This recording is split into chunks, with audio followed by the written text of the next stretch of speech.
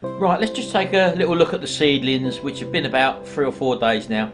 Let's just see what they've done. Well, look at that sweet corn. Look how that's come up. Look, I'd never would have imagined they would have come up like that so quickly. They are sitting above a radiator there, which is probably helping them as well. And there's the some more tomatoes there, and there's the cabbage seeds, as you can see, and also the cauliflower leaves. Not as many of them have come up, but I'm sure they will do. You see the way they all lean over towards the sun, so what we tend to do is just to turn them round, and I think that strengthens up the stems, to be honest with you. So that's what we do. As I say, we turn them round every day, and by the end of the day they're facing the other way. Well, here we are back with the Hayter lawnmower.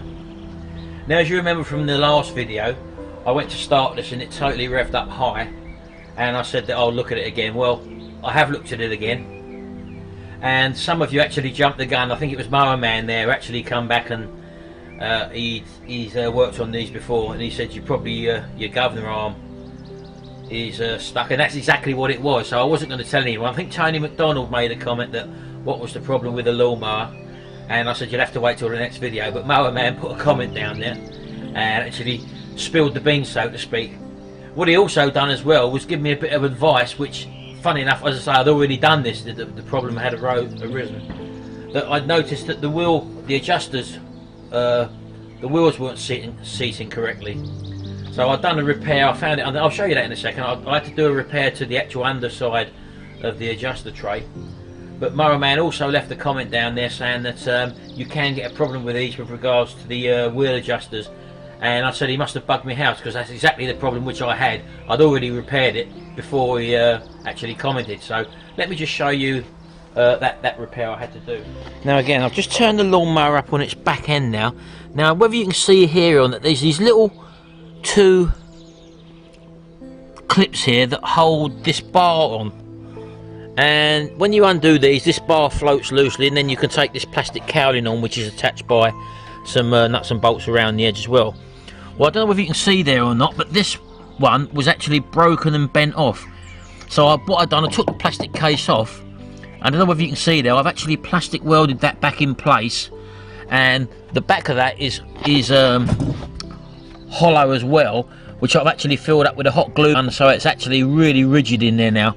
But this now is all back in place, but that, as I say, that is quite, I would imagine that's quite a common thing on there, and that is all part of this plastic tray that comes off. So just to let you know, that was a problem. So Mower Man, that was the problem I had with the adjusting mechanism, and I'd actually repaired it before you'd actually made your comment. So anyway, for Tony, that's what the problem was with that. So this is now, as you see what I've done now, I've tipped that lawnmower on that side. Now basically what people do then, what if they've stored them in their log cabins, they'll go to try and start it straight away. But what happens is when you tip the lawnmower onto its side like that, that little valve cover, which I showed you under the exhaust, actually fills up with oil, and there's a vent which comes through into the carburettor, which means that if I try to start this engine up now, that oil would still be in that chamber where the valves are, and as a result of that, air would suck through that pipe that connects up to the carburettor, and then that's when you get it puffing out loads of blue smoke and people think they've got an engine problem. What you need to do is to let it stand up on itself for maybe a few minutes, and that oil will seep back into the actual sump of the lawnmower engine, and then you can start it up without any smoke. But that's what happens. People have them tipped up, that little chamber fills up, they put them down and they go to start them straight away, and it might smoke and they think, oh, I've got a problem with the engine, but that's not the case. It's where it's been tipped up the wrong way. So I haven't started it yet, so I'm going to put it down on the floor now, and we'll try and start this now for the first time since I've released the governor arm spring. It was only the mechanism was just stuck open, that's all it was. So I haven't started it yet, and let's give it a go. Right, again, totally cold, as you can see. Look, the exhaust now, I've not started it. Put that back on there, and give it a start. Let's see if it'll start.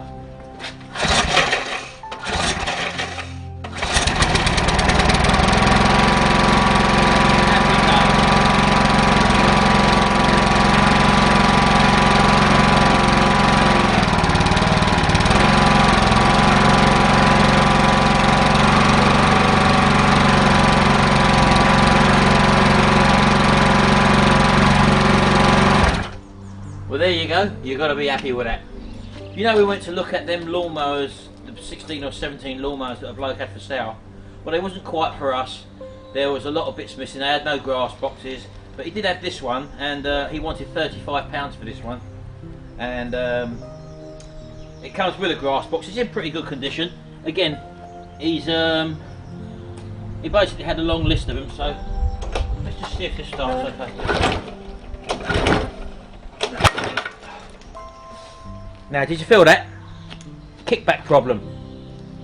So this one, I would suggest, has got a possible flywheel key slightly offline, because he did actually start it, and when he tried to start it, I did notice, because he started it, not me, it did pull, and it pulled out of his hand as well, so it's just done the same to me. So I presume that this one's going to have a kickback problem due to a flywheel key being slightly dislodged. So that's probably just altering the ignition timing. Oh, that actually hurt, that did. Pulled straight out of my hand. That's going to be the remedy to this one, but I'll just show you around it quickly. As I say, he wanted £35 for it, because he did actually get it running. But anyway, I said I'd be happier paying £20 for it, and that's actually what I got it for. The deck is complete, it's in all one piece, there's no rust holes in it whatsoever. It just wants a general clean up, and as I said to you, when I saw him pull it, and he did go to start it, and it pulled out of his hands twice, I think, and I said that looks like it's got a kickback problem, but he said no, it does start, and he did actually get it started, and it did run. But as I say, I've just done that now. First time I've actually looked at it, and it pulled out of my hand, so we know what the problem is with that one. Just to bring this to your attention, I've got this through the post. Again, another one of my subscribers, Ian Farmer. I think he's into growing chilies, and by the looks of it, he's got he grows quite a few of them, all different varieties, and what he's actually taken the time to do is to send me a host of different chili seeds. Now I'll just lay them out first of all. I mean, I've not heard of literally most of these, and they're all literally all totally different varieties, and he grows them for pleasure, and obviously because he likes spicy foods, he's told me. And but he said people can actually grow chilies and actually sell them to shops by the kilogram or whatever, and these specialist chilies can actually be worth quite a bit of money. So let's just show you what he's given me here. Well, as you can probably see, there's a Jocola ghost chili there. We've got a red naga or naga, a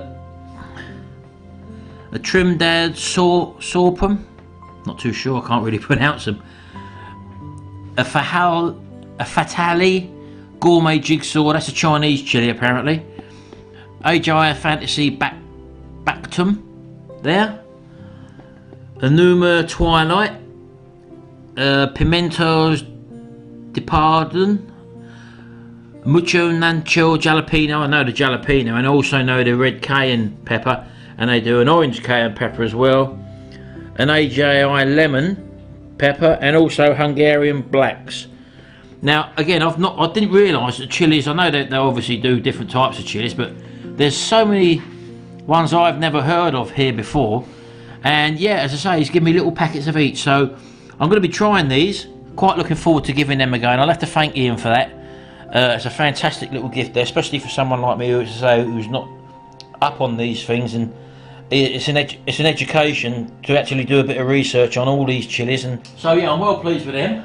So something like this that you can actually take on board as a hobby can actually generate you some income. I would imagine these seeds are actually quite dear. If you actually cultivated these and grew the chilies from them and harvested the seeds and then kept them and then sold them, I'm sure you could make a lot of money if that was your interest in your hobby. As I say, with everything I do, I'm doing the things that I enjoy doing, and as a result of that, I'm finding out things now through latching onto people who have possibly got a similar interest, and as a result of that, I've now got these chilies, and I will start to grow these chilies, and from that something else might spawn off. So once you start actually getting involved in something, for one, it takes you interest and it takes you forward, and for two, you're actually meeting like-minded people who are knowledgeable in these subjects. What you basically got to do, in my opinion, is find something you enjoy doing, and then find out how to make money in that venture.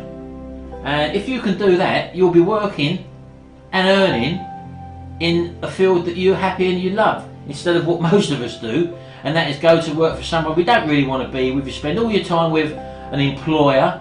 They tell you what to wear, what to say, what to when to have your dinner break, when to have a tea break, when to have your holidays, when you can't have holidays. They tell you all these things when really, especially if you're moving on in the years like I am, you want to be doing the things that you want to be doing with your family, your loved ones. So anyway, thanks very much, Ian, for that. And it's only a little quick one here just to show you about that lawnmower, basically a little update on that.